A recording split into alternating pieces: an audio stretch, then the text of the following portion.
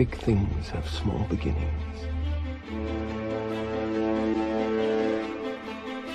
Are you seeing this? Do you know where we are? No, sir. This is Earth.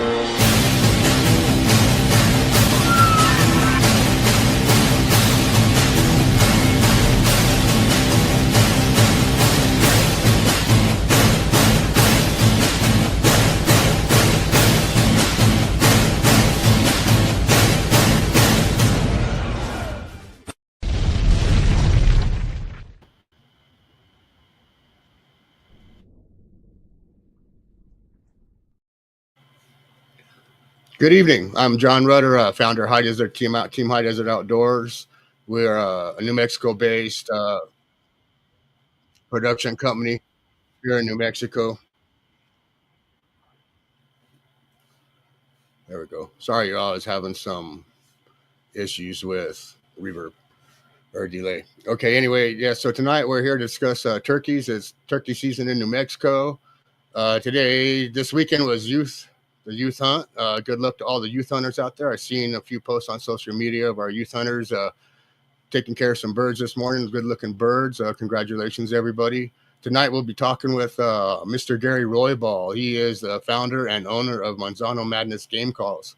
Mr. Roybal has years of experience in the woods, not just with turkeys, but he's also a guide he's a professional guide. He guides elk hunts, deer hunts, you name it, bird hunts. He's got some great dogs that do a lot of work for him. And anyway, let's get this going. And I'm gonna invite Gary in here now. Hey, Gary, how you doing tonight? Pretty good in yourself. Doing okay, bud. Just can't get an itchy finger because it's turkey season, man. I can't wait, man. Yeah, Like I mean, I just got back from Santa Rosa Lake, Conchas, and then headed up to the Pecos to go check on some places to see if there's any tracks or anything around this afternoon. So I found some good places. A lot of the places that I've gone for many years, and it still produces. So that's just one of the things that anytime that we're out there, we're always looking for, sign, leading up to the next season. So it was good to see, people out, especially the youth today. There was quite a few people on the Pecos. There was a lot of people at Conchas. The bite wasn't really on, so that's why I didn't stay, too active today. It just got hot and just told myself, got to get out of here. There's stuff to do. So that's why we're here. Excited about how things are progressing and getting this going, just to talk about whatever comes in mind, whether it be hunting or fishing or just whatever conservation and things of that sort. So I'm glad that along the lines, wherever led us to this point, there was a lot of things that were involved in getting together, so to speak. So I'm glad that things, just rolled this way, and then however, our Creator put people in our lives to meet and then start having adventures or things like that. I'm glad that it worked out this way, man. Yeah, we're definitely involved with some good people right now on the team, and it took us a little while to get together and get going. And we've been out in the field. We've known each other for a while now, Gary. I mean, it's been over 10 years. And I always enjoy going out in the field with you. Why don't you tell us a little bit about your background, Gary, and tell us what got you into making turkey calls and hunting in general. Well, it started. I've been hunting and fishing all my life. I'm from San Alfonso Pueblo, northwest of Santa Fe.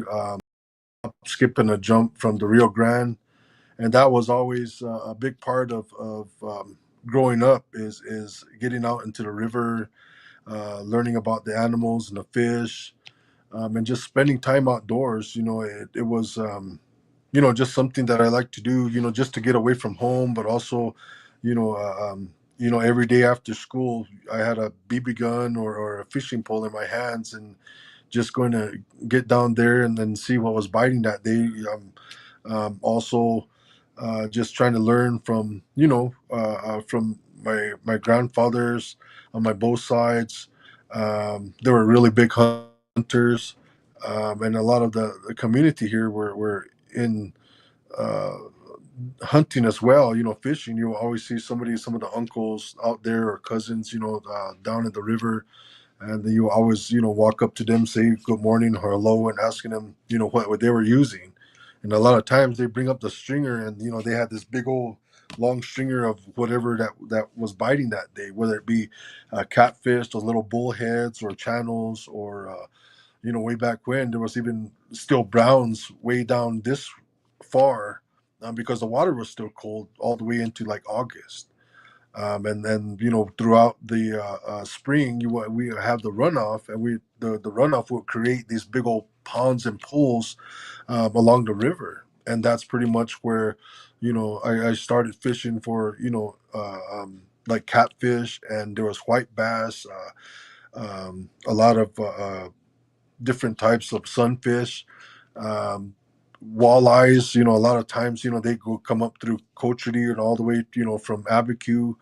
So there was still a lot of fish that were in the river here, and within the past how many years the river has gone up, like it used to way long time ago. And so we were having some good luck with finding some white bass and some crappie even past few years in some of these ponds. So it was really good to see a lot of that runoff, and a lot of the waters getting high, so that way clean the silt out of these ponds, and it drain them out, and then uh, reconnect with a lot of the fish that used to use those for spawning. So that's where it kind of started. And also, during the winter time, the fall, we go duck hunting, or they have a lake down here that they would stock with rainbows. So, but they also, growing up, we used to have the Santa Clara Canyon up there on the Santa Clara Reservation, which was a great place to go fishing.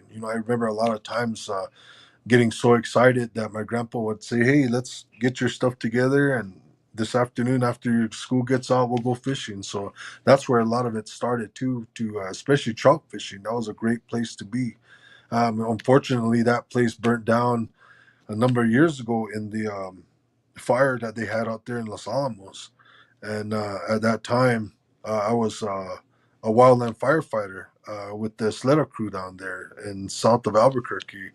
And to see a lot of that mountain range just burn, that was hard to see. But now we're getting a lot of that growth back. A lot of the animals are starting to come back to those places. So it's kind of, it's just nature.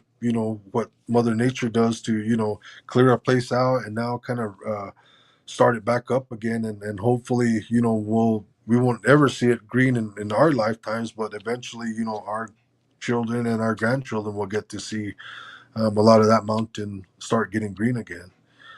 That's where pretty much it started. And after a while, you go to school. I was going to school at St. Catherine's Indian School in Santa Fe, which is no longer there, but a great school.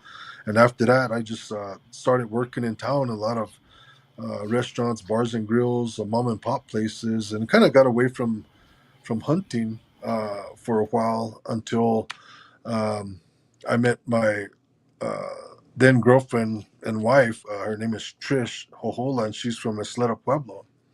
And it was the encouragement of her dad that challenged me to make a turkey call out of a piece of wood that we got from the Manzano Mountains out there. Um, and it was through her dad that I started making turkey calls. And that was back in, I think, '99 was the first turkey call that I made. And it just snowballed from there. Somebody liked a call that I made him. And then next thing you know it, quite a few people were saying, wow, that, showing pictures of, what that call produced. And it just went from there. And then, that's was what, 26 years ago. Um, and so that really helped me get into this industry. And from there, that first turkey call, I started going to, uh, back then it was called the Bob Geerding show in Albuquerque at the Manuel Home Building, and he really encouraged me to, sell a lot of my stuff at the show, and he encouraged me to, bring all the whole setup and everything there, and that, and I've been doing that for I don't remember how long it was, and then now it's over. It's called the New Mexico Game and Fish Outdoor Expo, and after COVID, that started back up again, and now it's doing really good. We really do a lot of uh, uh, uh, sales there, and talk to a lot of our people here in New Mexico, even out of state people. There's a lot of people that show reaches out to, and so we've been doing a lot of that. We do a lot of arts and crafts shows all over.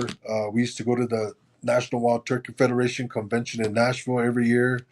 We entered quite a few of our calls, and we got some ribbons from there. But we also do a lot of the art markets here and around New Mexico. I start off with the Navajo Guide Association in March after the Game and Fish Show, and that kind of starts my expo and show season. And then it just goes from there.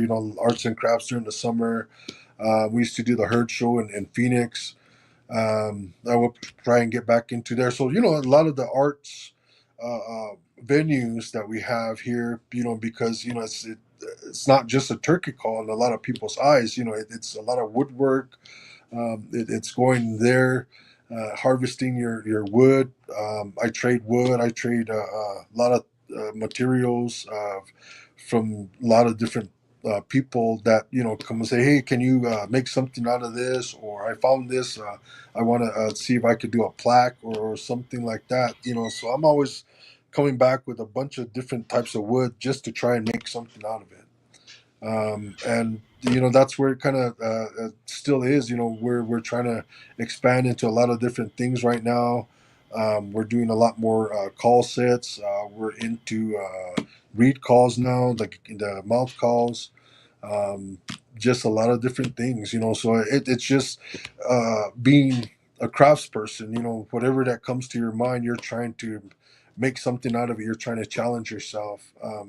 To produce something that it's not just a piece of wood anymore. It's a piece of working art, just about. So that's where it came from. I think that I first made that call in '99. Been entering different calls to different arts markets, different places that we've gone. We've gone to a lot of out of state shows, but we like this state, and we go all around this state, whether it's hunting or fishing, guiding, but it's mainly to explore this great state of New Mexico. So it's along the way, then you start meeting cool people like yourself, Rick, I met Bob King and his crew. I've worked with a lot of different outfitters. I met a lot of different people that share that common interest, and a lot of us um, are conservationists. We work on a lot of private lands, but we also do a lot of hunting and fishing on the public land. And I'm all for people and having to use our public lands, because if we don't use them and we don't save them and do a little work to them, we're going to lose them. And it's hard to see that you go into a forest and you see a lot of trash, you see a lot of things that just kind of breaks your heart, because a lot of people don't respect that land. We Yeah. do need to We need to keep go. Mother Nature clean and Yes, exactly. and And healthy. then a lot of people come out from wherever they come from, and they see that. That's heartbreaking. So you'll see me out there out of the truck, and it takes 10-15 minutes to pick I've up. been hunting. I've been hunting with you before, bro. You carry a trash bag around in your backpack. We walk through the mountains and always we pick up trash. And Whether we're hunting or not, as you're walking along, Gary picks up trash in a trash bag, and if he doesn't pick it up, then he'll set it on the side of the trail, and then on the way back, he picks it up and puts it in his bag and he packs it out. yeah, you'll see all my little piles along the main road, because I'm Yeah, kicking cans. yeah. And then you also look for wood. Yeah, When yeah. you're hunting or fishing or whatever, you're always looking for wood to create your calls, which I've had a Rick refers to you as the godfather of turkey calls in New Mexico. He's like, I don't know how he makes them calls sound like that. He told me, but With that, it's just listening to all the different animals. It's listening to um, them talk. And the good thing about where I am, my neighbor Ryan, um, he owns Code Red Hunting. That's his brand, but he has turkeys over there. And so when I'm outside, and I'm running and I'm trying to tone some of these calls, if I can get that turkey to sound back to me when I'm out there trying to tone them, then I know that, it kind of sounds like a turkey. But mostly it's just from hearing and being around a lot of these animals and these birds is how you pick up that language. And sitting underneath the tree and the sun's coming up and you start hearing the little clucks and pluts, and next thing you know it, you start hearing yelping, and you'll start hearing, the birds wake up in the morning, and you're trying to just enjoy that, but you're also trying to learn, what some of the subtleties are, and a lot of times, when you're that close, you get to hear a lot of them turkey talk. And so, that's the number one teacher that I've learned from is the birds themselves.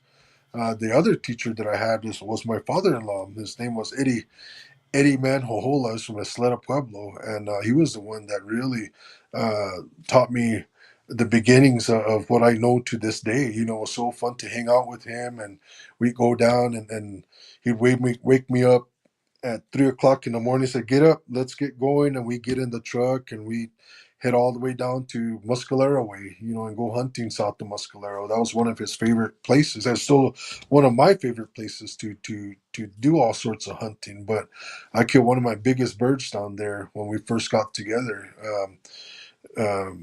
And so it was, if it wasn't for Trish and their family, um, that really supported me and kind of challenged me to keep on going with this turkey call business. Eddie was the one that really steered me into learning how to become a turkey hunter, and that's where it all started. With that first box call, and just the excitement of hearing that first gobble, and him playing those love notes, and next thing you know, those birds are right there. sweet And talking them. yeah, Yeah, and that sweet was the talking biggest them. thing. What I really liked about this time of year is I would come home from work in town, and he'd be out there, and all you hear is chirp, chirp, chirp, chirp, chirp. And next thing you know, I go run into the house, and I go pull out mine, and the next thing you know, we're calling, back and forth from his porch to ours. So that was Yeah, that was the fun part about it. It's just kind of, he was one of those guys where, man, it was just fun to be around. He was always a jokester. He always had something funny to say, and he had so many stories about hunting. Not just turkey hunting, but hunting in general, and fishing stories. And and my time with him, we came up with more crazy stories.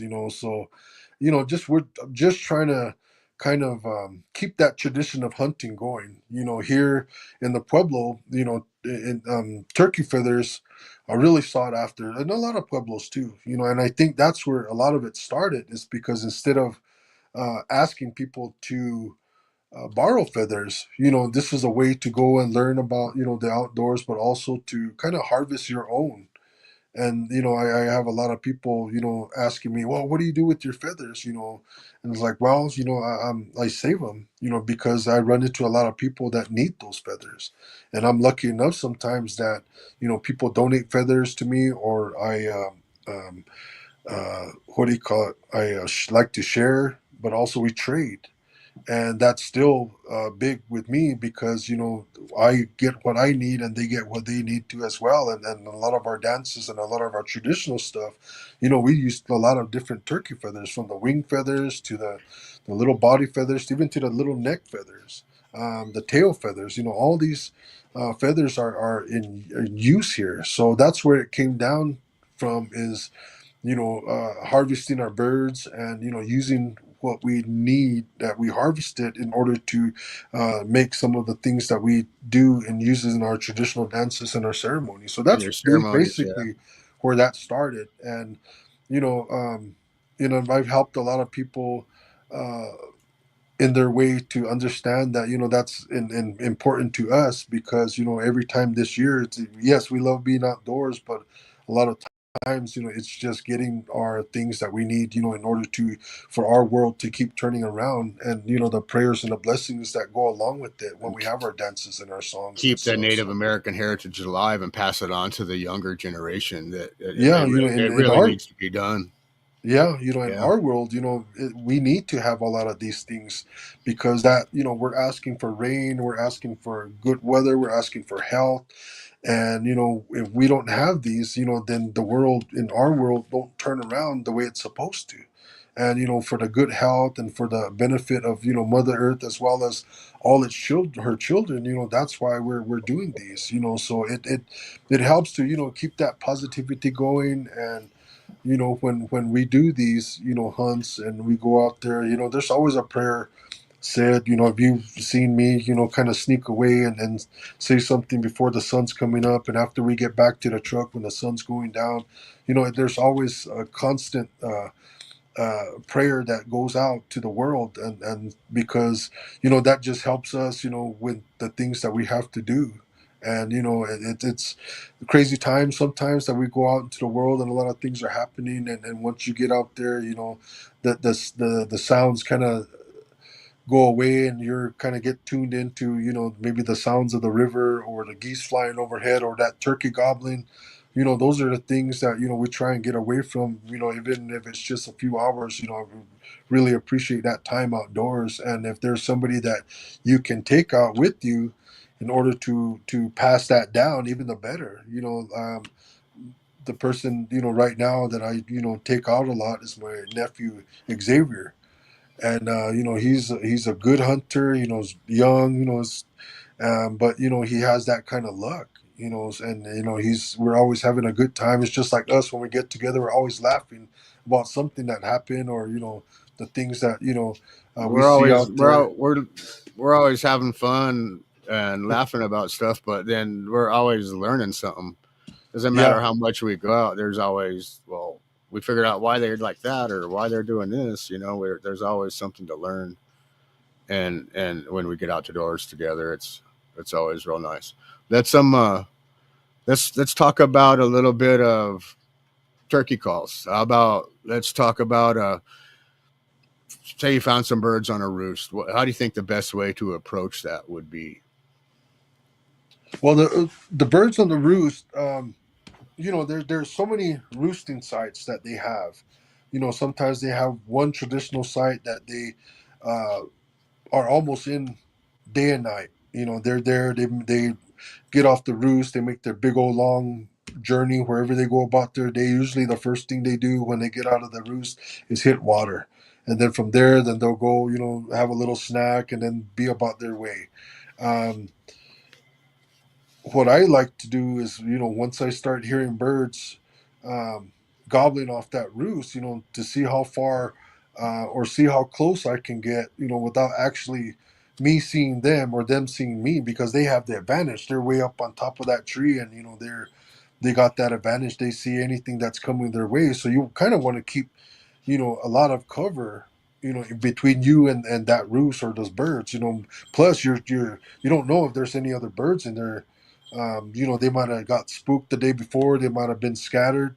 So you're gonna walk in and see how close you can get without actually, seeing that bird, because they have really good hearing. And the times that, I've been busted is because I thinking, they're still far away, and next thing you know it, that bird turns around and starts gobbling right at me, and I'm like, oh shoot, man, I'm too Yeah, close. yeah. And I don't think people give them enough credit as far as hearing. I mean, turkey's vision is second to none. I mean, they're not fooling a turkey when it comes to vision. yes. And as far as hearing too, like people say, a lot of people don't think turkeys hear that well, but when you're walking in and you're trying to sneak in 100 yards away from the roost, they hear you crunching through the woods. Oh yeah. Oh yeah. They hear you sit down. They know exactly what tree you're sitting Hmm. on, and they Hmm. don't know if you're a hunter or if you're a bobcat or if you're a coyote or a raccoon or possums in other parts of the state. I mean the country. and so I don't think people really give them enough credit for how well they can hear. I mean, Yeah, because and I mean that's how they talk to each other too, even in windy weather. I mean, they can hear each other. yeah, and the thing is, when it's windy, or it's raining, a lot of times, they're real skittish because I mean, I see a lot of them, kind of close to open fields, so that way I think what serves them is their at that time is their eyesight because they can see anything that's coming in around them. I've seen turkeys in a field just in a downpour in the middle of that field, and they're still there just kind of moping around checking it out, but I think it's because they can't see or hear too good when they're in the tree line.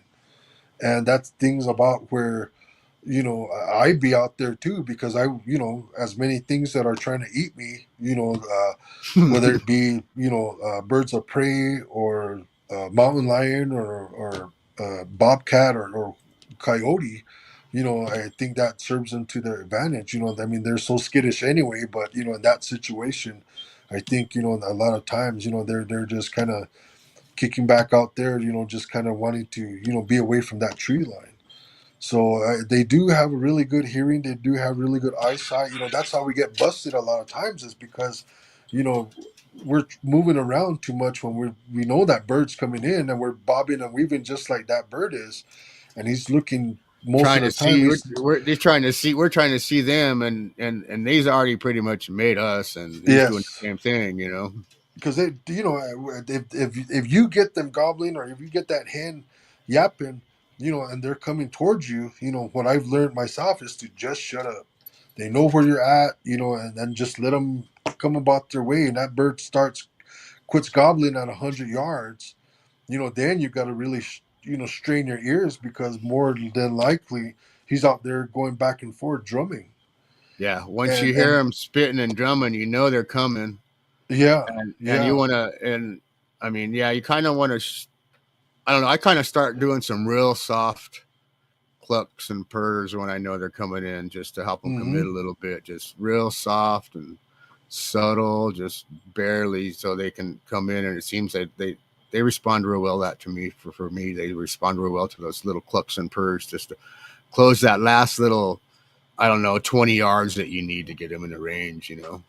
Yeah, and and even when they're on the roost and it sounds like they're far away, and you hear some other hens somewhere around there, those gobblers are talking to them, and and if he gets louder and he's still in that tree and he and I've had this numerous times, where you can feel like he gobbles right at you, and he's gobbling right at you, and he's saying, "Hey, I'll be right there. Let me go take care of these ladies first, and I'll come back around." It's just like that elk bugling. The same thing when he turns around and you feel that bugle right at you, and he's doing the same thing whether you're challenging him or you're cow calling to him. It's the same thing with a turkey, and you can feel that response. Yeah, And then you can feel it. sooner or later, they're going to be coming right by. I mean, just stay put and let the morning play out. And a lot of times that's the hardest part for me because it's like, where did he go? I want to see where they went. I want to see where that water is because if I'm sitting close to water and they didn't come this way while they're going somewhere else where there's water, so I want to go see where they are. But I have to fight that all the time just to just sit there and let the morning play out. Yeah, If it's patience kills. Patience kills birds. Yes, It really yes, does. we all learned that the hard way. Last year I'm on the still learning. last day, I waited them out and they came in just like they were supposed to, and I just shot over him. And then I didn't take the sling off my shotgun, and that's what got jammed when it was trying to eject the shell, and I couldn't get that second shot, and that Couldn't bird's follow up. at 17 yards just going in little circles all fat out, just kind of giving me the bird, saying, "Hey, man." And then finally, I just got it unjammed. He walked out into the tree line. And, that's such a heartbreaker, but that's always, you learn from that again, and I could have been walking that whole mile and a half with a bird over my shoulder, but it just wasn't meant to be. So It you wasn't. learn from those things, every time now that, I always think, okay, is when I'm sitting up and sitting down, is my sling off? Do I have, anything shiny on me? Do I need to put my mask up or, however that works out? Because, a lot of times, it's just that little open color. A lot of times that they look at, and wondering, well, I'm fully camouflaged. How come they're not coming in? And so, sometimes when you're set up in the wrong place and you have a little bit of sun shining on you, that might be just a little thing that they're looking at, like, man, that doesn't look natural, Yeah, like something like the that. white on my beard. Yeah, yeah, And yeah, you gotta wear a face mask, or like you say, if the sun's hitting you, you could be shining off your skin on your forehead yeah, or something, yeah, and they see that, because it's just not natural. And then anything with a logo or any color on your hunting gear, you yeah. can't wear turkey hunting because it's just a dead giveaway.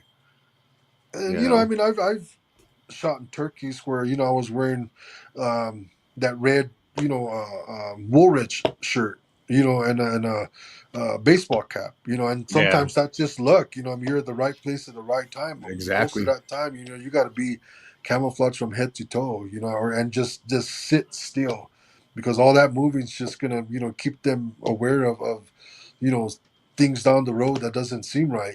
So you just try and sit there and be ready, because been caught with my gun across my lap, and the bird, it's too late because that bird's trying to sneak into my ride or came behind me, and I don't have any time to move around. You just have to wait him out, and if he moves off without a shot, then let him move off. You can always try and get back on him.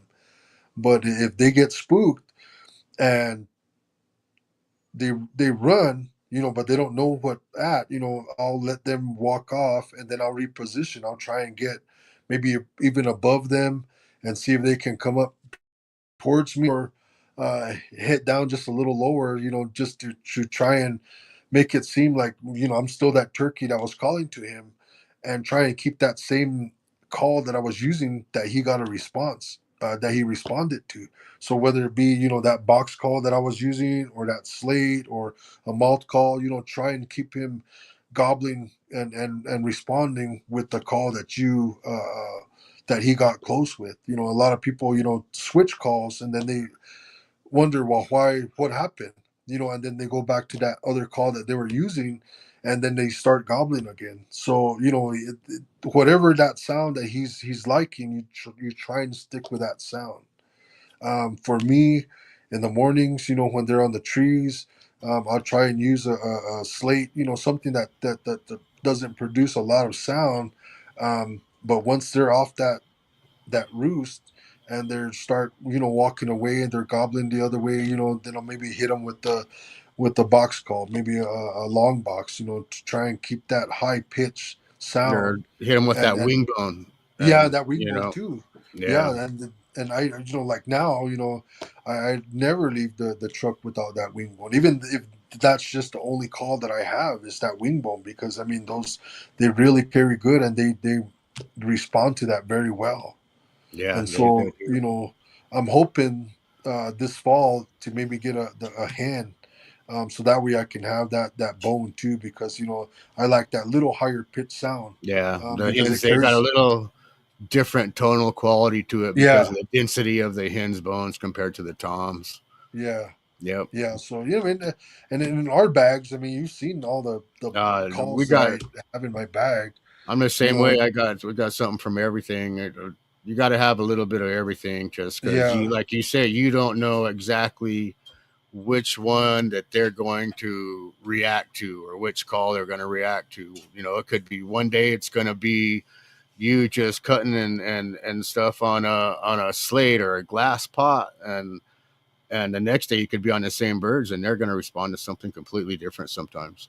yeah, It's just and it's after chasing these reels, I don't know for how many years now, they like that raspier sounding call.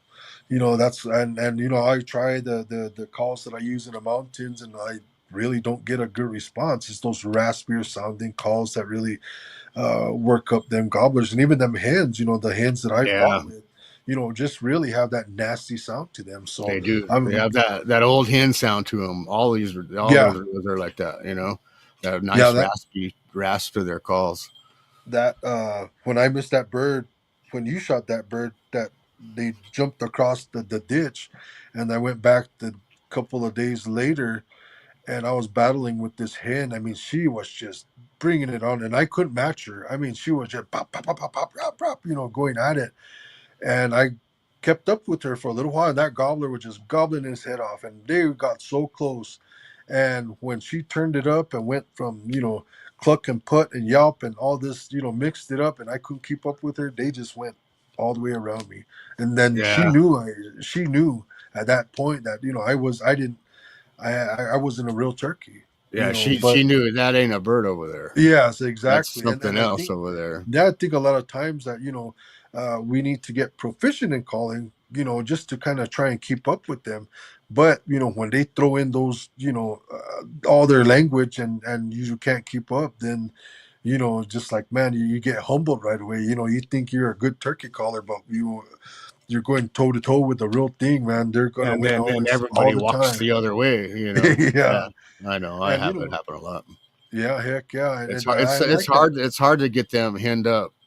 Them Yeah, them yeah, mature henned up toms away from those hens. Sometimes, I mean, the jakes they're easier to pull away, yeah. but those big mature birds they like to stick with them hens they're with for as long as they can. You know, I mean, Yeah, and that's the thing is, if you see that bird in that field, and he's surrounded by hens, and we're doing the opposite. Instead of him coming to us, most of the times the hens go to the gobbler, yeah, we're and trying to defy nature yeah, by having him calling him to us because when he gobbles in nature, the hens go to him. yeah, The yeah, hens are ready to receive or breed, they'll go to the gobbler.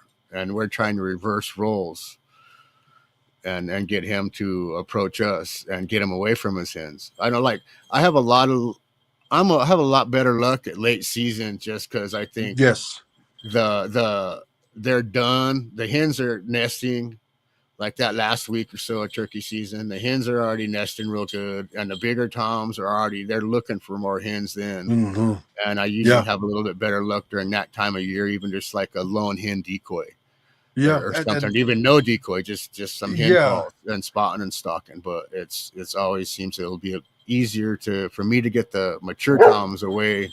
Shut up, Marmalade, away from the those nesting hens because those hens they don't want nothing to do with them no more by then, you know. yeah, and a lot of times, in the end of the season, everybody's giving up. They either tagged out or just kind of quit going out. I mean, last year where we were the last 2 days of the season, there wasn't nobody out there.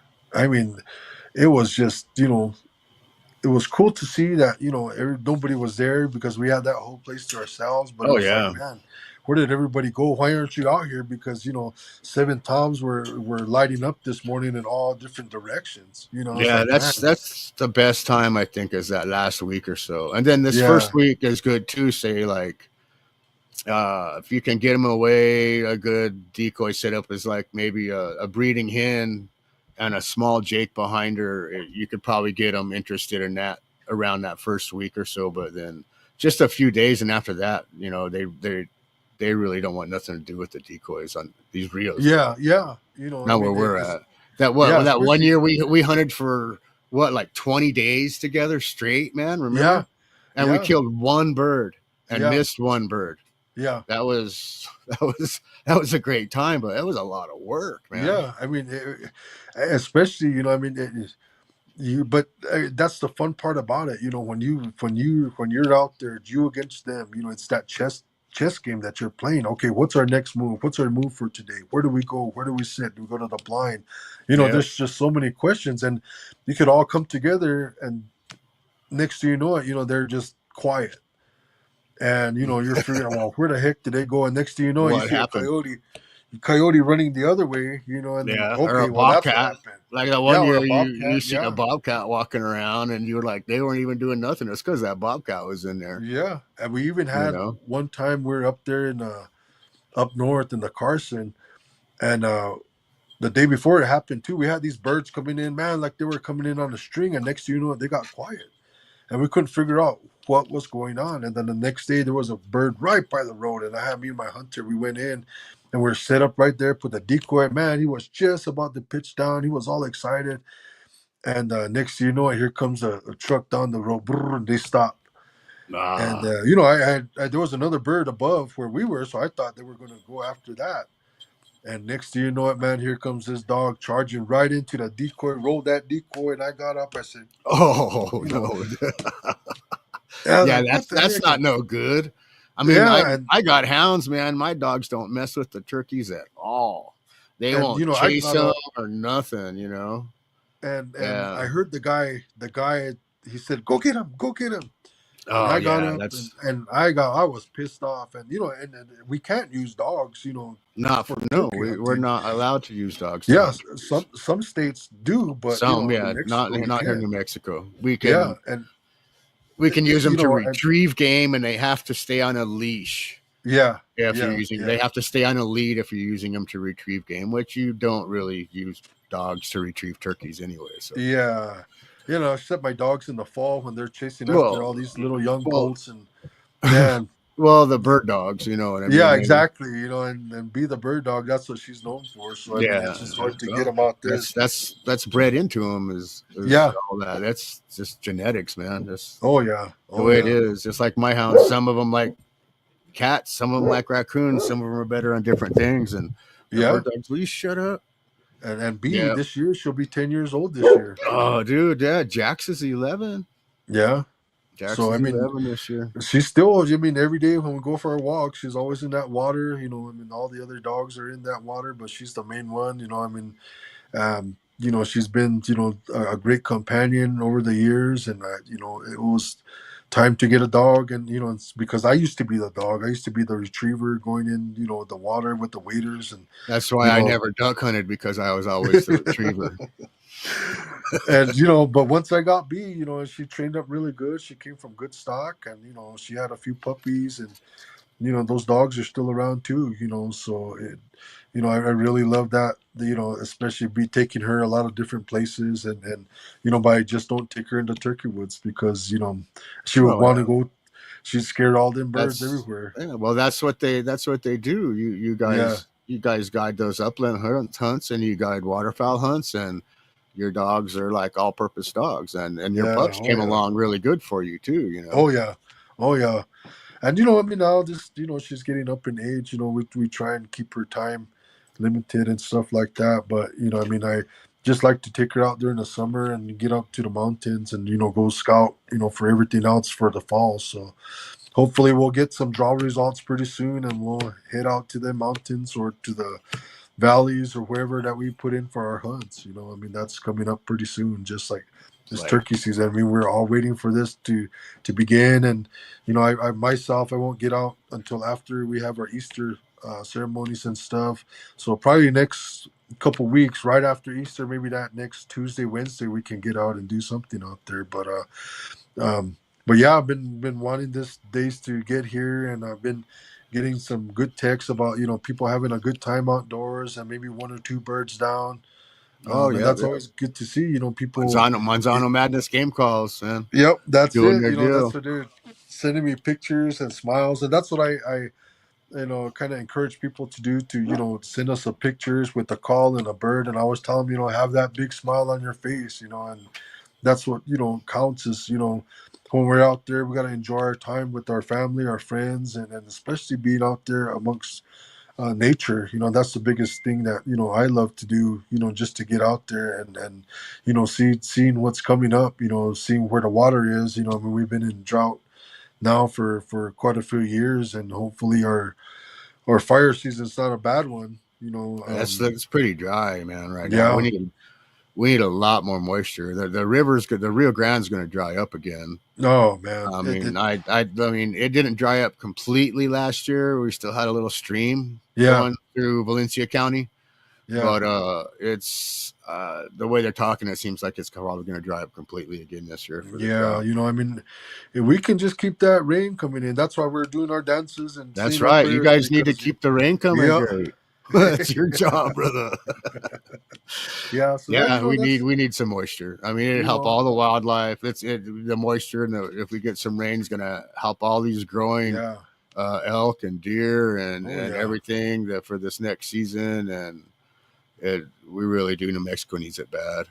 Oh yeah. I mean, and now, with uh, um, it getting dry and the drought conditions. I mean, now that we're gonna let people know is don't, have fires out there at your campsite. Or put it on the grill. Don't be Use burning propane. anything out there. Even if Yeah, there's not a burn ban, people actually need to be conscientious about what's going on in their forest or where they're at, yeah, and just be responsible. I mean, it's not hard. If it's really dry, don't have a fire.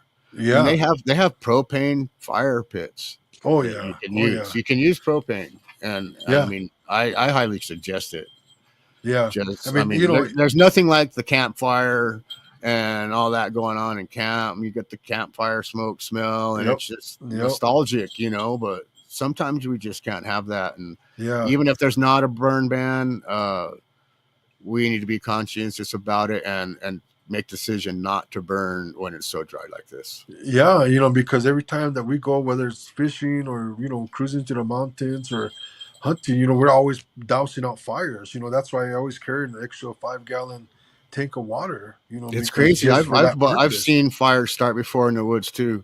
Yeah, And one in Rio Doso once we were on my 4-wheeler. I think we were turkey hunting in April, and it was a no burn. It was a burn ban in the Lincoln, and we were up. Me and my buddy were up on Nogal, and we're coming down Nogal Canyon, and we had already been camped out there for like 3 or 4 days, and so we seen this couple come up, and they parked in a van, and they started a big old giant campfire, man, hmm and they didn't make a fire pit, and it got into the grass, and oh yeah, I even tried to douse it. I ran over some water. I was getting out of the little creek and couldn't. I called the Forest Service. yeah, They came up yeah, there and they put out the fire, and they told them to leave, yeah, and they got cited. yeah. Well, Is they what should. happened. I mean, then there was signs all the way up, and I told them, Yeah, "Hey, didn't you guys see the signs? Burn ban, no yeah. burning allowed." There's like 50 of them coming up the road. How could you not see one of them? And Yeah. they were like, "No, we didn't see them." I was, yeah, they're Yeah, probably, a lot of people don't pay attention, and yeah, that's the hard thing about it. I mean, every year we have, the same thing, people are lighting fires or doing fireworks, and, I mean, it just, we just have to respect that place so much because, we all use it. We get our I get our wood up there. We, go pick yeah, well, yeah. piñones, we do a lot of things We up get there. our So, food yeah, and our livelihood yep, from our forests. yeah. So we got to That's respect really. that. I mean, like you'd get your a lot of your food. I mean, you give me meat, and Yeah. you sustain your family and your livelihood with everything from the forest, basically, Gary. I mean, Yeah, you really just do. about. Yeah. Yeah. So, I I mean, mean, we just got to be conscious. I mean, I'm always thinking back to that old school commercial with Iron Ice Cody and, him looking in the forest and, it's all pristine and he comes around that little hill and there's a bunch of trash down there. So, I mean, I always think about that because sometimes it is actually like that. You have a nice clean place and next thing you know it, man, you go around the corner, there's trash everywhere. So, we just gotta, pack it in and pack it out. I yeah, mean, and there's, it's it's sad just, that that's a more common occurrence here in New Mexico yeah, than not. yeah, Is yeah, finding people's garbage. yeah. I But, mean, I mean, even I mean, it's cool. Yeah, I find a bottle from the 50s or something, the 60s in the oh, middle of nowhere. That's cool. But like you say, you go around and there's empty case and some bud cans they're throwing around. And yeah, what I don't like is I don't know uh, when I go to the bathroom, I dig a hole yeah. and I bury it, and there's no sign. And what I hate is when you pull up to a campsite and you go to check out Oh, around the yeah. perimeter, and Uh-huh. it's from the ladies, and Yeah. it really is. And there's like toilet paper piles all over, Hmm. and Yeah. that just ruins it kind of for me sometimes in Yeah. some of those places. Those more frequented camp spots that people go to. Yes, yes, yes, yes, yes. I mean, when and now these days, with the big campers and stuff like that, I mean, that's, they have facilities and stuff. And, if you're around the national forest, most places have, There's a uh, place somewhere down the road from your camp yeah, that's going to have hmm a facility to facilities. Yeah. use, and if not, I take I mean, I have a camper now, but Yeah. when we were tinting it, I would take one of those. Excuse me. Bless you. I would take one of those portable shower stalls and a porta potty for my Yeah. wife. Yeah. And then she had privacy, a changing room, and she had a bathroom to use day or night, and Oh no yeah. boys were allowed to use it. Yeah. Exactly. And that's just the way it was. And Yeah. it's You know, nice I with the mean, campers. yeah, and then the same thing too, we go out there, dig a hole and let, same thing, have that for them. It's like, Yeah, you got to, for everybody to enjoy their weekend or days away, we have to do that for keep your everybody. shit to yourself. Yeah, exactly. That's what. Yeah. And, Let's and and it's good practice, to be like that, when we have to take that, what is that certification? No, I can't remember what it is, and a lot of people need it too. Um, but yeah, in order to get out there and get some of our certification every year, there's things that we need to do in order to, make sure that we have knowledge of, what to do. Especially if we're around water. We're not trying to spit any of Oh yeah. or anything in there or get it polluted with our Yeah, stuff. stay 50 yards away from any Yeah. creek or water Yeah, source. I mean, yeah. So, and that's cover your mess. I mean, that's just the biggest. And that's just courtesy for the next people that are coming over. yeah. So because they don't want to see that, just like we don't like to see that It either. ruins your your time out there. Yeah. Anyway, yeah, that's too bad. It's like that. I mean, there's a few places that are worse than others. I know here in New Mexico, Lincoln, up in Oh. the Ruidoso area, there, Bonito Canyon gets pretty bad, man. Yeah. Yeah. But we get a lot of Texans go through there, and I mean, you get that those dumpsters up there just overflowing. Oh yeah. Yeah. And I mean, Yeah. it's crazy. And Pecos, I mean, I haven't been up to Pecos for a long time. I think the last time I went up there, it was just trashed out off that road, man. And I I was was like, just wow. there, and yeah, I mean, I was just there. I And, was blown picking away. up cans And it's stuff, probably been 10 or 15 years since I've been up there. So, Yeah. Yeah. but last time I was there, I couldn't believe it. And we used to go up there a lot when I was a kid. Yeah. Hey, let's talk a little about maybe the turkey posture. What do you think about? Say you're calling some birds in, and you got that Tom. He's coming in. He's got a nice blue and white head, right? He's fanning, coming all in, and then all of a sudden he splits. His head turns red. That posture, and when their head turns red like that, and a little snood, and Yeah. it gets like half an inch. That means they think something's wrong, and they're not going Yeah. to come, right? Yeah. Well, the thing with that, when The body. yeah, those are certain signs that you want to look for. You already have to be ready by that time that happens. But the thing is when he comes up and he puts his head up, and then he folds his right wing, and then he folds his left wing. You better be ready to shoot You in better case he's shoot. in range, because he's ready to take off. Yeah, he'll boogie. I've Yeah. noticed that a lot. I've had birds come in, and I don't know if it was me or what. And then I noticed their heads turn red. It took me a little Yeah. while to snap to really. Yeah. Wow, they're distressed. Yeah. Something's Something went wrong. on. It's Mhm. like a stop sign for them. It's Yeah. they're not And going to come. They're going to boogie. So yeah, forget and, about it. if there's other birds around them too, they're going to be They quiet. see So that. it's kind of, and then the biggest thing is when they start putting, Yeah. put, Then they start and going off what like popcorn. yeah. So what I'll try and do is I'll try and match that put. He'll, or the hands or him, you try and match that putt. Don't get as loud as him, but try and match that putt. If he putts, I putt. Put. Try and keep that win. And a lot Argue. of times Yeah. they'll kind of second guess. They'll come back and they might not even come into a shooting range, but they'll stay around. And a lot of times when you do that, they're second guessing themselves, like, okay, I saw something that I didn't like, but I know there was turkey sounds coming that way. Yeah. And so, once he takes off, then I'll come back around and maybe try and get around him somewhere where, I can start calling again, because they knew there's danger over there. You kind of want to get away from that, Move away from that and then spot. kind of move around. Yeah. So that way, once he starts gobbling again, at you from another location, then the game's back on again. But I wouldn't go back to where he, where they thought yeah, yeah, they knew there was something obviously wrong. Yeah, yes, when their yes, body posture does that. yeah, exactly. And then the other thing that I noticed too was, when I hear somebody using a coyote call to locate a roosting bird, they try it again in the morning. But if you're already all set up and you throw out one of them calls, a lot of times don't birds don't come down your way No, because they because think there was a you're a predator there. coyote. Yeah, there was Yeah, a they think predator you're a there. coyote. Yeah. Yeah.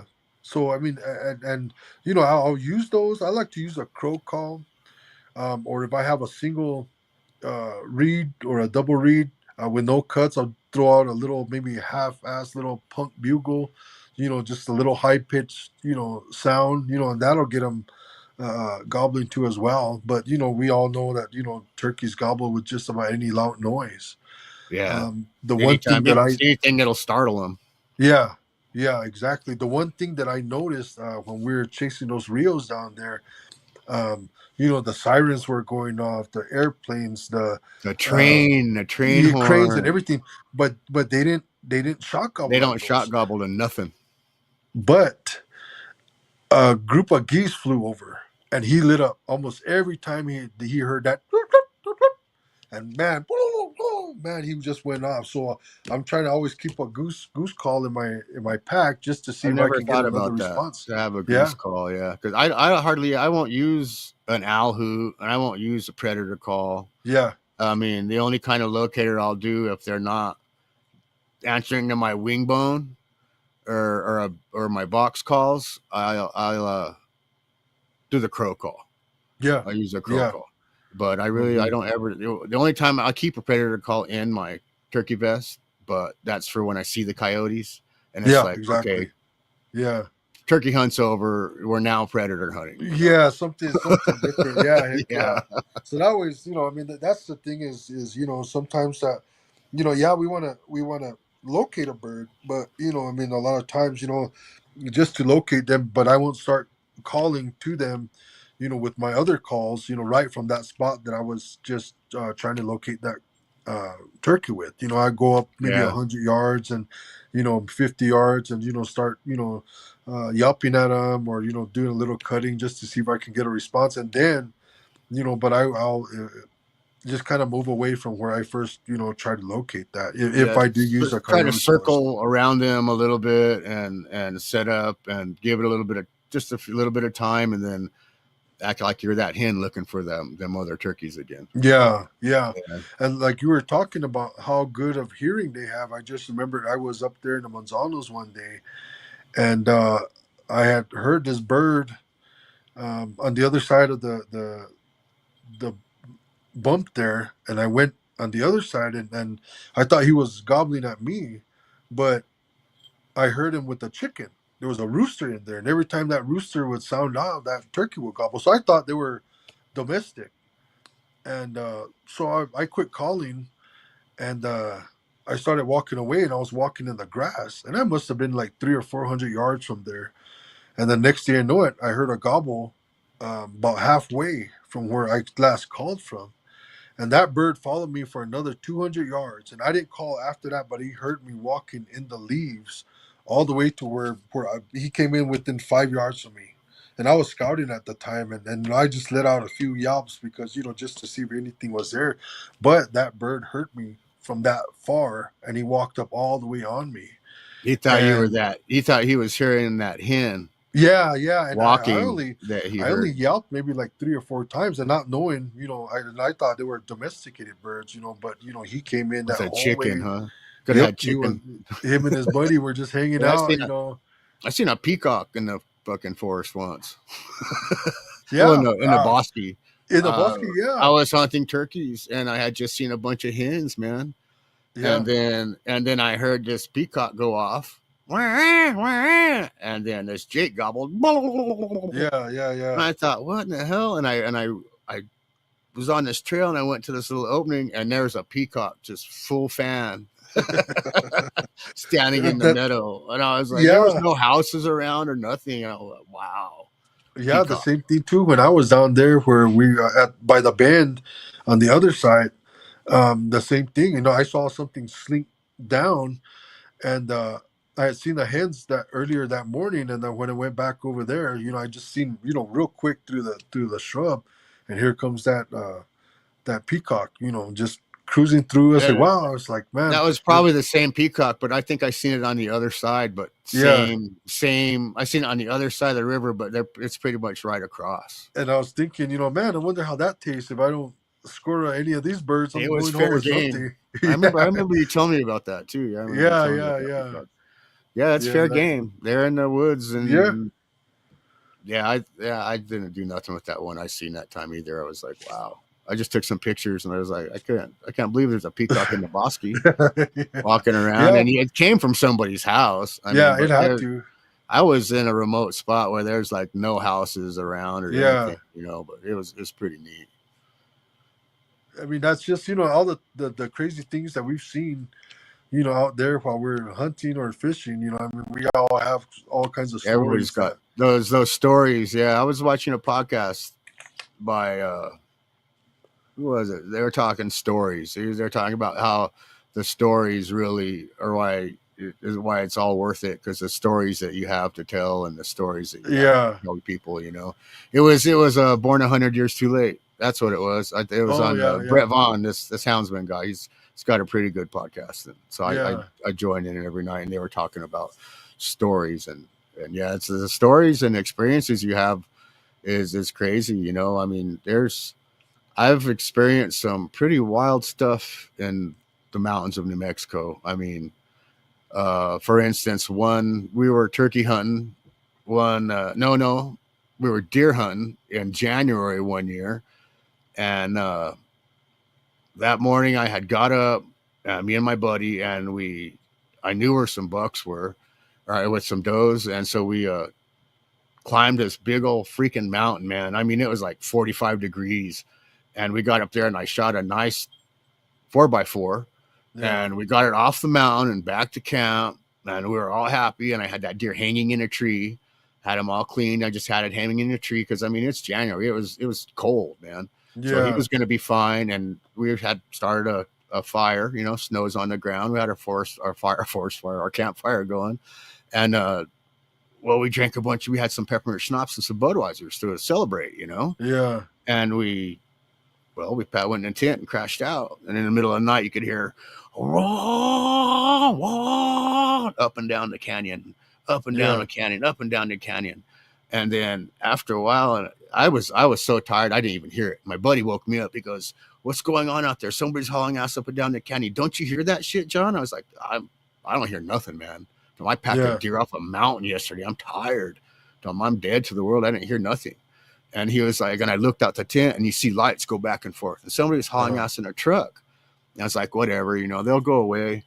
And he was all, just hope they don't run us over. And I was like, we're fine. We're back behind the trees and stuff. Yeah, It yeah, was in these the meadows up there. And about 3 o'clock in the morning, you hear that truck. Oh, then you hear wham, boom, boom, boom, boom, boom, boom, boom, boom, choo, choo, choo, choo, choo, like it rolled, like uh-huh. just crash. And then all of a sudden you hear a bunch of people, let's get out of here.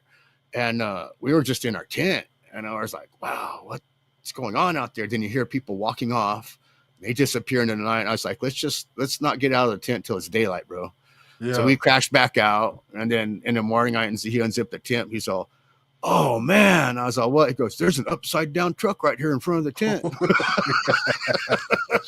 I told him, what? He goes, there's Uh-huh. a truck about 30 yards, 40 yards upside down in front of our camp, dude. I told him, that Yeah. was that car from last night. He's all, Yeah. yeah. And I was like, damn. And so I got up and we got out and we started walking up and down the canyon. And there must have been a bunch of stuff in the back of the truck, because there was Yeah. tools and just shit strung all up and down the canyon, the road. And I was like, wow. And then I was like, you know what?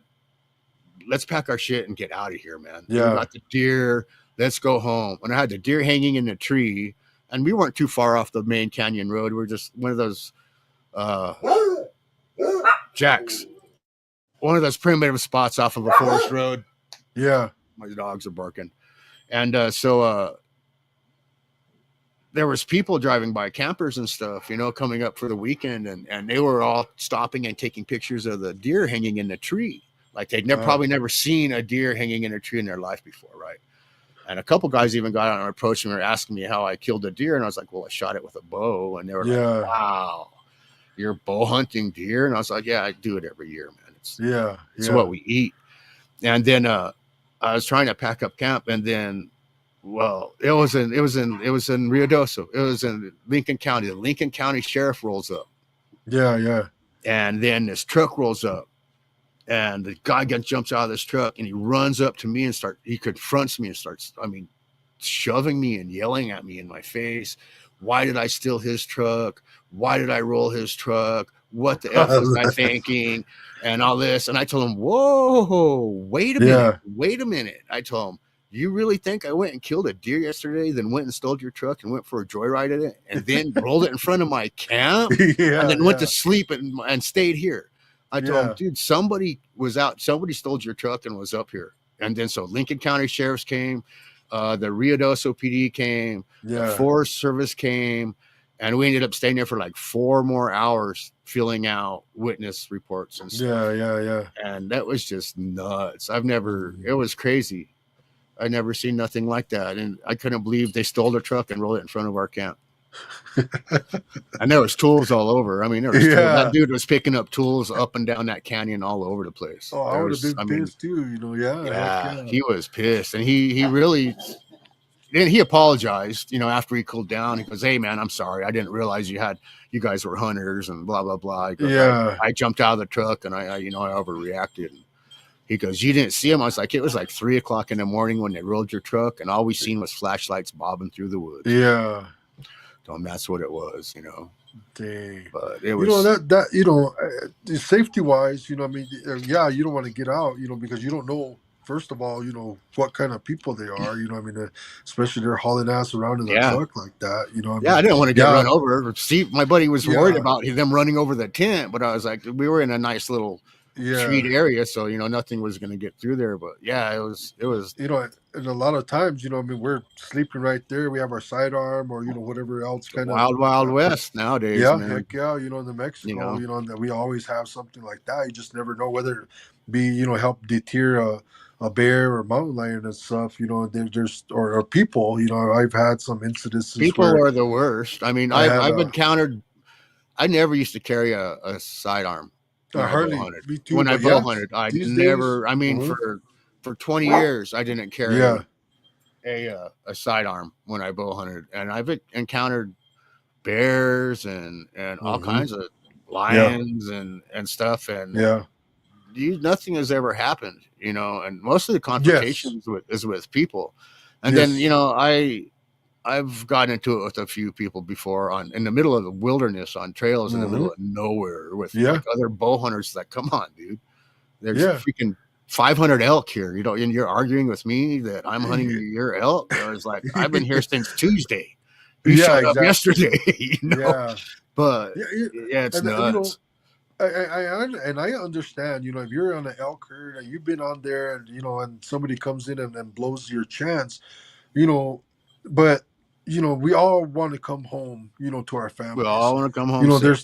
There's no elk or no turkey or no deer that's worth losing, a limb or your life or walk away.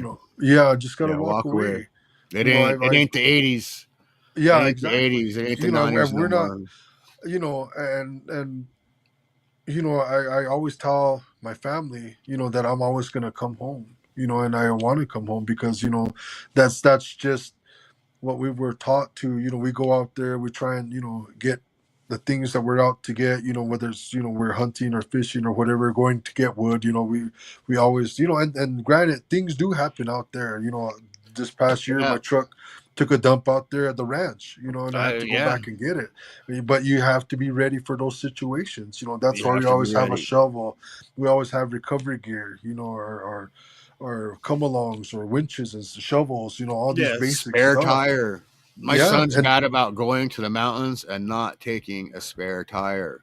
It's like, I don't know how much I can stress for that kid to put a spare tire in his car. Oh, yeah. Because he's like, Dad, I got a flat. Where you at? Well, let me send you a pin. It's like, oh, yeah, right. Yeah, we've all been you there, gotta be man. prepared. You gotta be Yeah. prepared for everything. I mean, Yeah, I mean, extra food, water, extra gas, because how many times have we been out there and people are stuck because they don't have that stuff? they don't have gas. You I learned from a gentleman that I used to work for. We used to cruise around we didn't used to cruise around. I used to pump insulation to center block buildings, schools, and prison facilities around the United States, right? And I Yeah, used to drive this big truck with these big vats full of foam and these air compressors, and we'd drill holes and pump insulation in these buildings. And we always had like 10 extra gallons of gas in the back of this hmm, big box truck that I would drive. yeah, And it wasn't for us. It was because we were driving, from New Mexico to Oklahoma to Washington, back yeah, to New Mexico, down to Las Cruces, out to Texas. But anytime we'd see somebody stranded on the road, he would stop. yep, He would stop and ask them, "Do you need gas? What do you yeah, need?" And if they had gas, he would put gas in their car. He would follow them, and he'd make us follow them and make sure they made it to a hmm, gas station or wherever yeah, safe. Or if they needed a spare tire, he would take them and help them. But I learned a lot from that guy because he was always looking out for other people. yeah. He really was. Yeah, and and that always comes back to too, in ways that we don't see yet. Just helping our fellow person out there stranded, I mean, or they need something, or, maybe a battery cable came undone and their car won't start. There's so many scenarios out there, and a lot of times, they're great people, and others you kind of have to wonder what's going on. So yeah, and they say, no, we're doing okay, fine, we'll keep moving along, but a lot of people in that situation, a lot of times they're not prepared. So, Yeah, it's like, well, it just comes down to common sense. It's yeah. just one trait that unfortunately a lot of people don't have. Yeah, you know, yeah, and to us, it's been instilled in us because it's happened it's before. And you all want to be, you have to have jumper cables or a battery jump, or I've learned from experience, and I'm a from the school of hard knocks, so yeah, I learned the hard way. I really do. If I'm going to run out mhm. of gas, it's going to be 50 miles away from anything around Yeah, anywhere. yeah, exactly, We went exactly. to the mountains once, a little Toyota Corolla on a deer hunt in the middle, I think, of one of New Mexico's worst snowstorms in the 90s. Yeah, And we were in a Toyota Corolla, and we went to Reserve, New Mexico, yeah, on a deer hunt in like November, a yeah, rifle hunt, and we got stranded in the fucking Gila, yeah, and we were stranded at this camp at the Gila. Well, we had to dig out. We found a big pine tree where we were, and we made a big empty space. We moved all the snow, put up tents, and we stayed there. And then we kept hunting. But yeah, yeah, about a day or so later, a guy came along with this 4-wheel drive truck with chains, a 3/4 ton truck with a winch, and he got out of that truck. He goes, "How'd you boys get that Corolla in here?"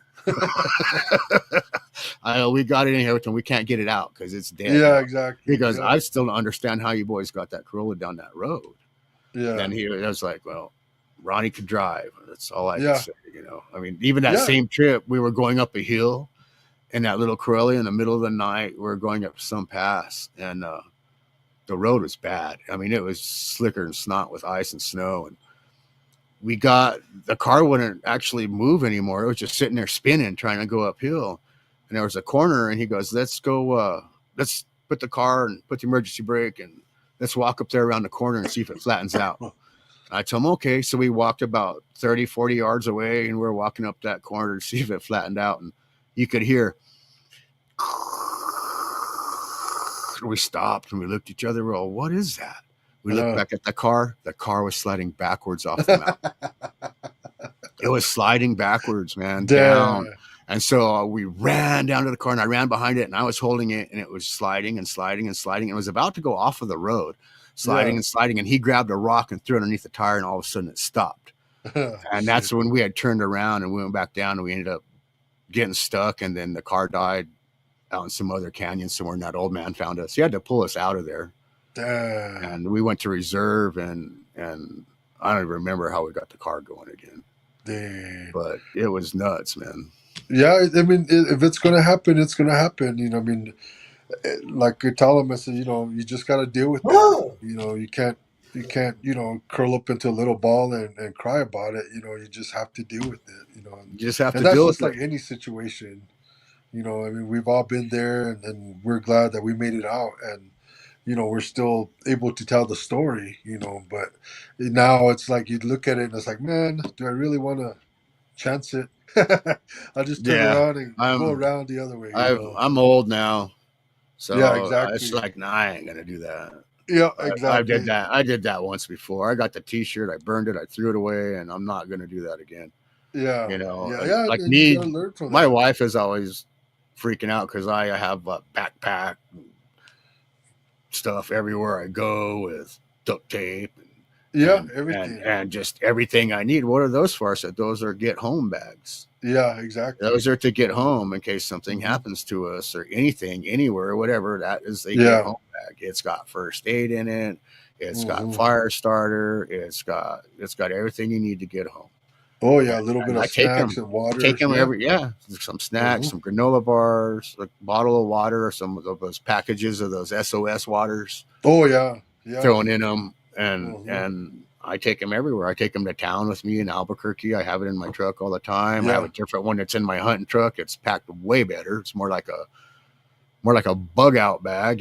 yeah, But that's what its purpose is. It's there for, oh, if I have to walk home, this is my bag. I yeah, grab it and I got everything I need in it. I don't need anything else. And then as far as your vehicle, yeah, you gotta have stuff. You gotta be ready. You gotta have cables. You gotta, like me. I have two batteries now because I'm bad about leaving stuff on. yeah. I'll And leave. and I I'll have get out of yeah, my truck and my little Ranger, my knee will hit the toggle switches for the LEDs for the off-road lights, and I'll take off yeah, walking for 4 hours, and I'll come back and my battery will be dead. yeah. That's why I had the little the tire inflator and then the battery I carry jumps, the one of those. cables. I have a compressor in Shit. it. I have a little Yeah. jumper, Yep. Yeah. just to cover every base, and then I try to put one in each one of our vehicles. Yeah, and then the biggest thing that I've learned that I always have to have is a chain and a come along. If I don't have a winch or anything like that, man, that saved me Even from. even with a winch, a come along is good to have too, Yeah, and one time where I because was it in the is. Zunies and we are elk hunting out there, and it was my birthday, and I went up this little right behind camp, this little road, and it was normal when I was wet through, and it was raining, and there was a little downpour, but all the water started coming down, and the same little dip that I went through, not realizing that, the rest of it was just water in the bottom, man, I sunk to the frame. Oh, And I got so stuck and I was going back and forth, back and forth. And I said, shit, I can do this. I took out the come along and I needed 2 more feet to that tree. And I didn't have the oh, chain with me. 2 more yeah. feet I could have got out. And you And didn't have something to wrap around the tree. yeah, I was looking, I tore everything out, and I didn't even have that piece. I usually have another piece of the what do you call it, what is that, buddy rope or whatever, that Yeah, piece that you can, the toe strap. And I didn't yeah. have that piece. It was in my other bag at camp. So I had to walk back to camp in the pouring rain because I was stupid. I did take my other emergency box, so Yeah. I always have that now, and that's just it. You got to be ready for everything. I mean, yeah, Got we to. got 4-wheel drive, we got good tires, but Hey, sometimes if you're things like happen. us, you're going to find yourself in situations that probably a normal person shouldn't be in or wouldn't find themselves in. We got stuck. We got stuck in the Gila. We got stuck in the Gila for 3 days once, man, Yeah. and we got buried to the frame. And this is like when cell phones just started coming out, and they were like Oh those yeah. big Motorola bricks. Yeah. Yeah, Yeah. like Yeah. The because big those ones. more big, they were like, there goes my mic. They're like big old bricks. Yeah. And my buddy had one because his dad had one, and I mean they were like $1,000. Oh I yeah. mean they were expensive. I mean they're like And then 500 you still bucks or had the something. Yeah, case, the big old ass yeah. You had to case that you carry had to around the take with battery it. case. You had the Yeah. phone, and that's what we had. And Yeah. reception sucks. You Oh couldn't. yeah. We were in the middle of the Gila. We were in some canyon that nobody was going to go down, Oh and yeah. nobody came down, and we were stuck. And We were there for 3 days, and I remember the Dang. second I was got my whole body was coated with mud from digging. Yeah. I remember, and we were probably about 300 yards. We were like in the middle of a big canyon and a flat meadow that was all flooded out, and we're about 300 yards away from the forest all the way around us. Oh, And so we damn. were having to carry rocks and stumps and debris, Yeah, and yeah. jacking up the truck and putting them underneath. It was a 2-wheel drive truck, and we're putting them Oh, underneath the yeah. tires. And that was my truck. I mean, I got us stuck. I was like, I know a spot. I know a spot. Come on, man. And Yeah. then the second day he split. I'm gonna go call my dad. I was like, where are you Yeah. gonna call your dad from? He goes, I'm gonna walk to the top of that mountain and I'll have a signal. I told him, no, you're not.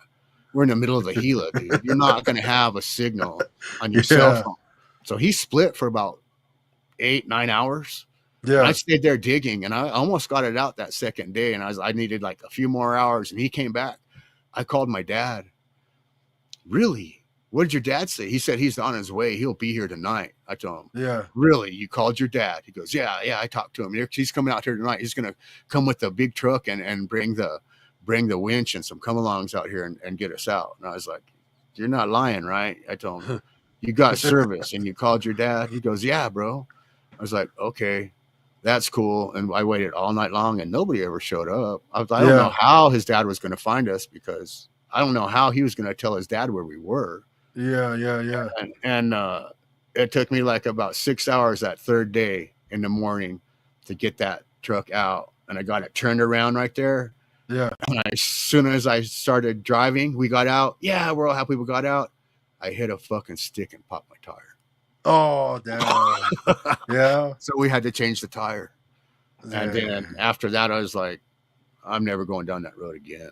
Yep. Especially Yep. if it's mud, don't go down that road. Oh, yeah. Yeah. Because you're going to end up there for 3 days. I mean, and we Yeah, were hunting well- deer, and after 3 days of digging, my deer hunt was over. Oh, yeah. I was done. I was toast. Yeah. I was Yeah. like, screw this, man. Yep. Wanna Yeah, go like home. I this past year I was fortunate enough to go back down to the Gila, and man, the same thing, that it rained for like 2.5 days.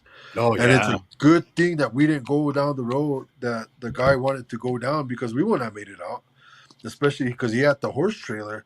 And they're like, no, Oh, let's keep it right here next to the main road where it's nice and gravelly. We're not going in there just, because looking at the weather, you try and keep, tabs on the weather. I said, man, if we're in there and it rains, you're not coming out, for till that thing dries up. And then there's rain forecast for how many days after that too. So, and it was a good thing, because that third day we found where that herd went, and I only went so far in my truck, and after it started getting super sloppy, we stopped right there. And it's fortunately, those elk were down in that little canyon, so we didn't have to, go further, which I wouldn't have went anyway because it was so damn muddy.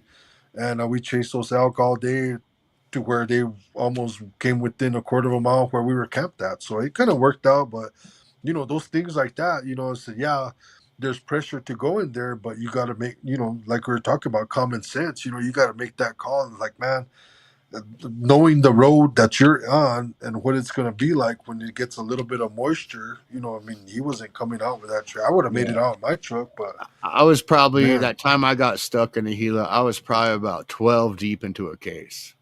there, yeah, I mean, I don't drink Yeah. no more, but at the time Yeah. I was probably about 12 deep into a case, and we were probably a good fifth in of Jim. when That'll we got do it stuck- too. When we got stuck. yeah, that courage helps it then, but Yeah. you look at it and when you come back to reality, it's like, shit, what did I just do?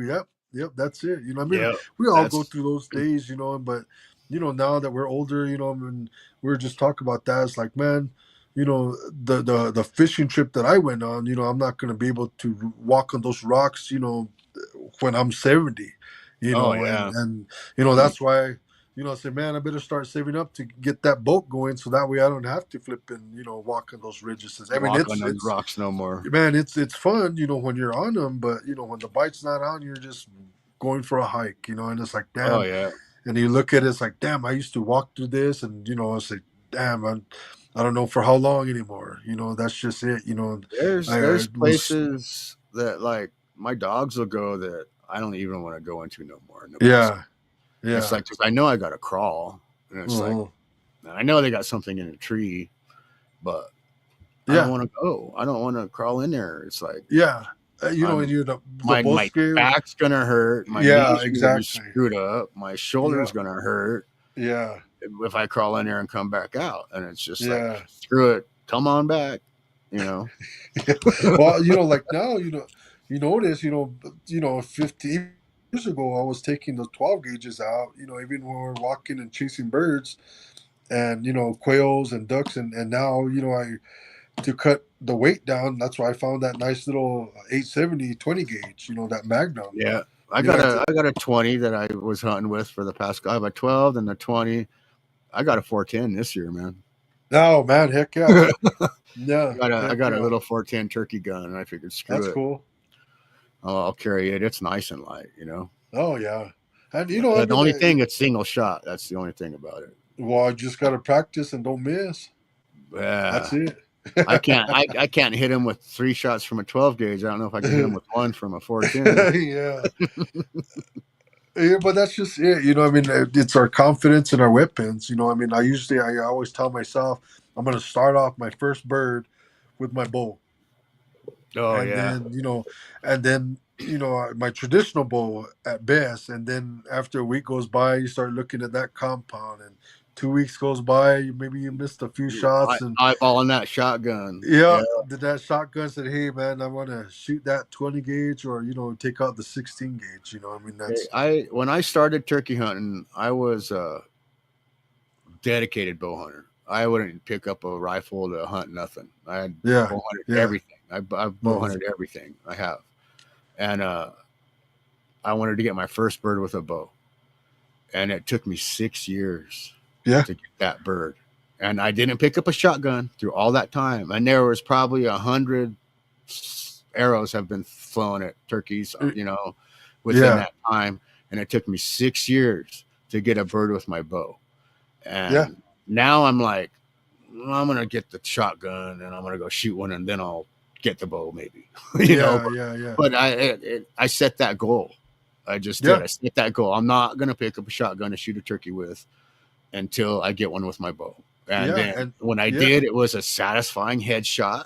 And I was like, cool, I can pick up a shotgun now, and I don't have to chase birds around for 6 years. Yeah, that's just it. We still got to challenge ourselves. And, I've killed a few turkeys with my bow, a couple in the fall. Yeah, I've only taken one bird with that bow. That was it. Yeah, and that's the challenge. I've missed a bunch of turkeys with my bow. But I've seen some cool shots at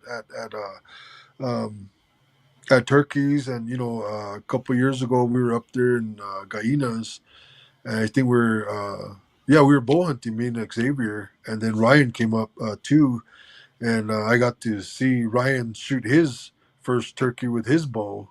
Oh, nice. That was a cool thing. Yeah, that's quite the accomplishment. I Yeah. think. In my book, a turkey with a bow is a great accomplishment. Yeah, because it's hard. And if I wasn't there to see it, he wouldn't have saw it, because I saw the hit. I saw the reaction. He just saw the shot. And he saw the turkey run off, but I saw the hit. And I told him, I said, I said, you got him. I said, I think it was a good shot. I saw him do that flinch, and then he kind of stumbled, but that flinch, he was drop down and take off. Yeah, and he was all excited. It's like, oh man, he goes, if you weren't there, he goes, I would have thought, because it went into the trees with the rest of them, but the rest, stayed right, and he just kind of went into his own little kind of cover, and he stayed there. And so we're doing circles and looking for him. We found the arrow, then we found blood, so it's like, okay, he has to be here somewhere.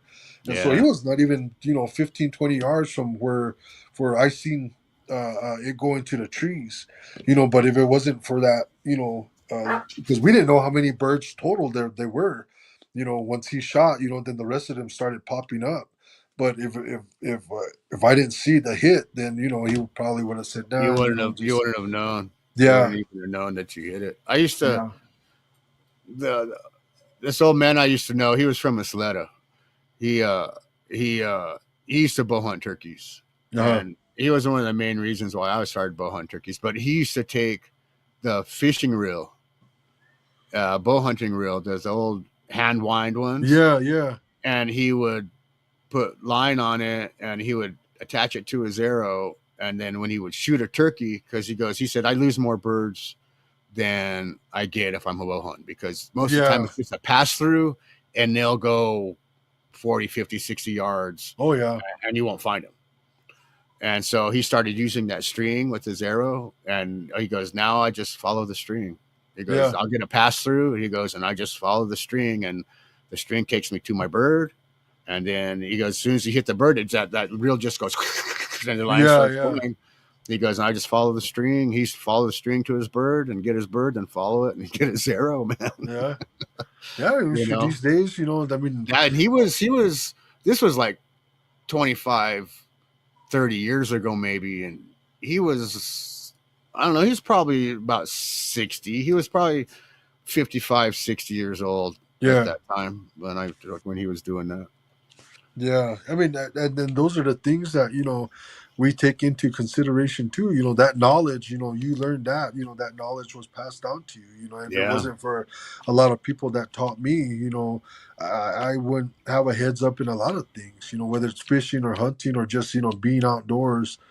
There's things that I've been taught. Whether my uncle or one of the old timers or my father-in-law or whoever that I had come in contact with, and we've met some great people out there just walking around or messing around in the woods. Yeah, Some of just my being in best the field, experiences you there. meet some really awesome people just being in the Yeah. field. And I miss some Making iffy people, connections. but I mean some really cool people that you keep in touch with, and you're always asking them, hey, how's it going? How did you do this week? And and those are those lifelong connections that you have, and if it weren't for a lot of those people, and their encouragement to say, hey, keep at it, they're saying, yeah, you might not have killed something today, but keep at it, There's sooner or always later. tomorrow. Yeah, sooner or later, you'll connect. You just keep at it. Too many people these days, just give up right away. That instant gratification. That's what they're there for, and then it doesn't work their way. Then they move on to the next thing. But we've known that it's all the ups and downs and the challenges that keeps us coming back to the things that we love to do. I've always loved the outdoors. And my dad wasn't a really big turkey hunter. Yeah, we got lucky a couple of times, and you see something and standing on the side of the road, you jump out and go chase it, and But with this turkey hunting, hardcore, to you're getting up and 3, 4 o'clock in the morning, you don't have everything ready to go the night before, and you're out in the woods by the time it's still dark, and you're walking in Yeah. a mile, 2 miles, and huffing and puffing. It's like, damn, I should have walked a little more. But you're actually there. You're In the moment. in the moment. Yeah, you're Yeah. challenging. You're taking that challenge on, and that's the big thing to where that's why I always live for. It's just that challenge. I've always been up for a challenge, and every year it's getting harder to wake up and get out of bed and put on your warm clothes so that way you can go out there and you know 10-degree weather, sometimes to go and go after your quarry.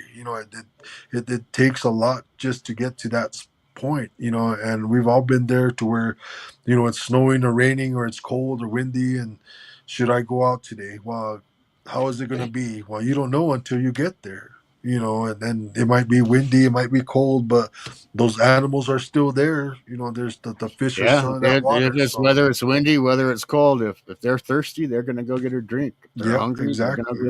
they're just like you when you're at home. When you're hungry, you go get a drink. Yeah. When you want something to eat, you'll get something to eat. That's their home. That's the weather, cold or not, they still got to eat and drink, and and move around. Mm-hmm. And it's just us, it's just a little uncomfortable for us, but there's so many things out there. It's just because we're getting to be old men now, and exactly. In our youth, it was no big deal. Yeah, but now it's like you get out there and your bones are stiff in the morning, and creaking. And I when I was out there, I slept in the Jeep this past that's night. rough. That's rough. Like, man, I had that sleeping pad in my hand, and I said, "Nah, I'm not gonna need it. It's gonna be okay." And shit, I should have took it because damn, it was so uncomfortable. It was nice, not to be outside, but it's like, man, Yeah. next time I'm gonna bring everything else. I'm gonna bring that little tent and my little cot. That's the little foot off the ground, so that Yeah, it way, makes it easier for the next yeah, day on us. It really does, yeah, Just yeah. that little bit of comfort makes it Yeah, easier because for us. I mean, when I'm in my truck, that's okay because I'm, in my truck and I'm able to, roll out the bed mat and put it in back of the bed and crash out like that. But I don't, I have the little truck now, so it's a little more harder to, do Yes, things you like that. can't. But Yeah, you you gotta can't you do gotta that.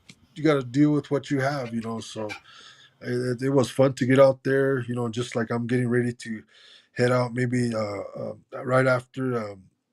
Easter. Maybe we'll make some plans to get out there, Yeah. and then do a little bit of hunting or Yeah, get well, the draw will when the draw should be what like it'll be next week sometime maybe the yeah, at least a 20th couple weeks. 20th I Yeah, think 21st yeah, right something like around that. there we Yeah, should get draw results out and then after Easter turkey season is in full swing. We'll have to get out here and try to get us some birds again this year. yeah, Try to get some on film. You get to yeah. shoot first this time because Well, if I last time I should have shot that. I should have let that other bird come up, like you said, and I should have shot that bird in the rear. But instead, I was antsy and I had to blast that bird. hey man, one of those birds had to die that day, bro. Yeah, one of them was going We were home. One of them yeah, was going home, and and yeah, we, but we'll get out there and do it. Rick came over for a little bit today. He gave me a nice box call man and a copy of his cool, book, and nice. I gave him one of those tube calls, Oh, cool. and Yeah, he got really surprised. I have one for you too. cool, And man. he Cool. was like, "Wow, that's the sound, bro. Yeah. That's the sound." I was like, Yep. "Yeah, it is, isn't And it?" see, I had one too, and then because when I went to the dentist, they were stretching that latex, and I asked him, "Hey, can I have one of those?" But I don't know what I did with it, and that was the Oh, purpose of I have getting some that. latex. I have some you Okay, could have. I'll yeah, give and you that some. was When just you a come down, perfect fit I have because that display. I have that piece I made for your display. yeah, That big yeah. box ball with the hen legs. Oh yeah, yeah, yeah, yeah, Yeah, and I have that tube for you, and then we'll figure that. I'll give you some latex in. I have some yeah. blue and Cool. green. It seems like the green one is a little thinner than the blue, so it's working a little bit better. But Yeah, and I'll give you some. I got a bunch. and From when I hurt and my we can. shoulder, I have all those old workout bands just laying Yeah, around. Man, they're perfect. yeah, They're and see, perfect. with those ones too, you just gotta figure out what the sounds are gonna be like because Yeah, I have made one was a little extended, but you could do a lot of good bugles out of there. yeah. But it had That's it had to be kind of on a slant. It no, wasn't really. full stretch. You had to be on a slant. For some reason, because I was looking Yeah, at all those bugle tubes and how some of them are flat and others are just have a little on that slant. And some slant. of them sound a little better like that. So yeah, we're gonna Yeah, have to mess with that just a little more. yeah. I didn't think about that. I could put a slant on that instead of just cutting it square. Where you where I put the reed, that might change it. But even I noticed the different latex had different sound to it, and then Yeah. the longer the tube makes Yes. it Yes. louder. Uh huh. Like the ones I made for us is Coco. Yeah, like the ones I made for us are like more of a hen call because they're 1 inch, Yeah. Yeah. and then like the inch and a half kind of sounds more like toms, Yeah. Yeah. Yeah. but they're pretty nice. Rick was really surprised at how good they sounded. I was like, man, I used to carry that all the time, and like I just Yeah. forgot about them. Like last year, I used to always have one in my pack, Yeah. Yeah. And then I and like you get to those gobbles. Those gobbles sound good on those too, man. oh I haven't yeah, messed they with one do, of those in a while. they do. Yeah. So Yeah, that's but when we pretty hook good. up, I got that one of those tube calls for you and that Cool. stuff. Cool. Yeah. Well, So let's do that for right after Easter. Maybe we can get out a day or two. And yep, hopefully this year maybe we can kill a Rio and a Miriam's. That'd be yeah, cool we to get should one in the river and then one in the mountains. and go on to the mountain. Yeah, that would be Yeah, great. We should that'd try be that, cool, man. and Yeah. we'll have a little bit of time to get it done. But anyway, we've been on here for a couple hours almost, Gary. I think we should Wow. Cool. end it on here, man, because we could just BS all night long, me and you. Yeah. I mean, we really could. We wanted to talk about turkeys. I think we covered all kinds of stuff. Yeah. Well, I have this out too. I wanted to show you some of Yeah, the new set here. let's see it. I just finished this, and I need one more little scratch box to finish. But I'm doing this for our buddy Matt with Impact Outdoors, and let me show you the box call here. Oh, dude, that's beautiful. Matt's, yeah, Yeah, he's and then gonna we have the like that. side here, one side, Oh yeah, and yeah, then the other that's side has beautiful, the man. That's a nice long box. Oh, cool, tribal.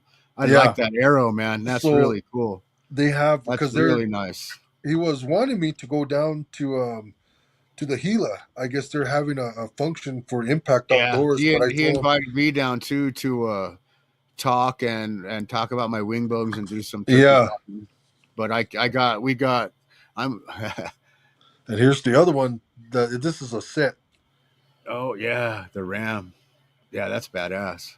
and That's then it has the beautiful. strikers, and then the last little piece here is a little scratch box that I'm trying to tone. Hopefully,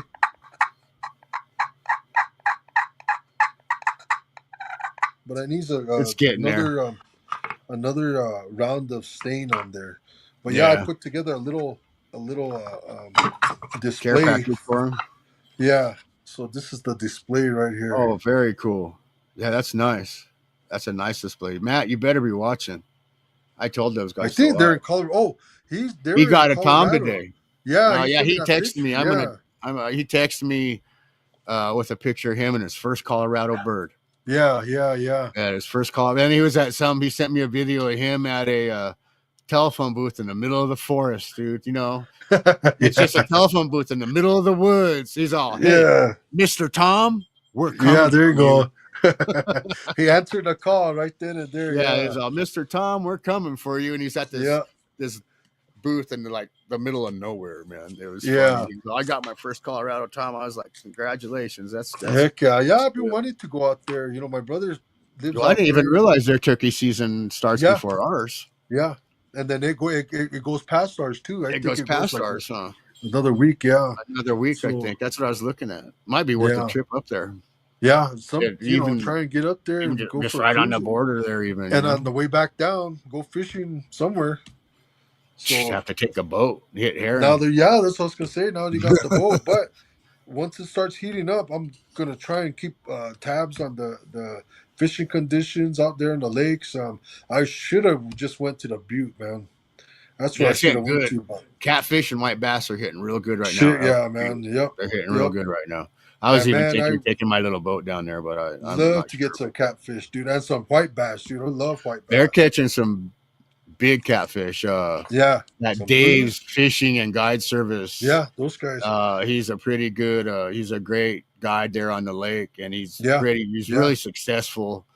But he's been pulling out some nice big catfish. And I like the lakes, but when we go night fishing, we'll go just right outside of TRC South down in the Rio.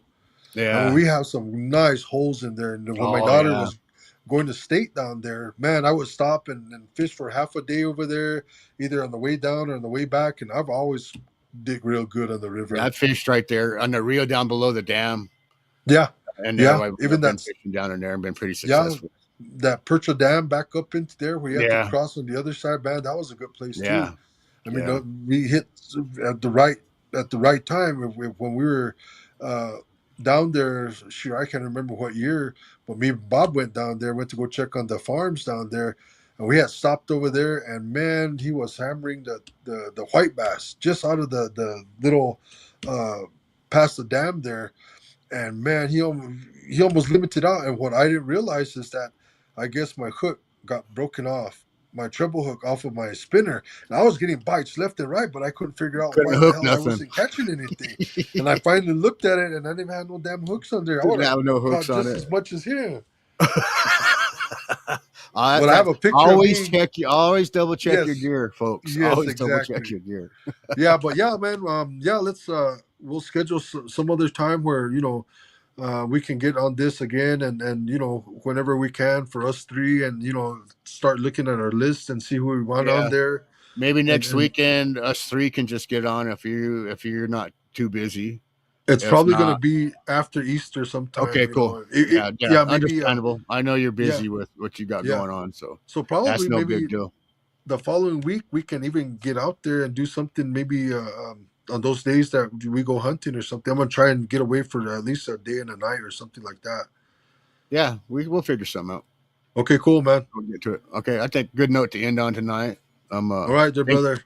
thanks for coming on tonight, Yes, Gary, and sir. spending some time with us and discussing a little bit of everything tonight we touched on.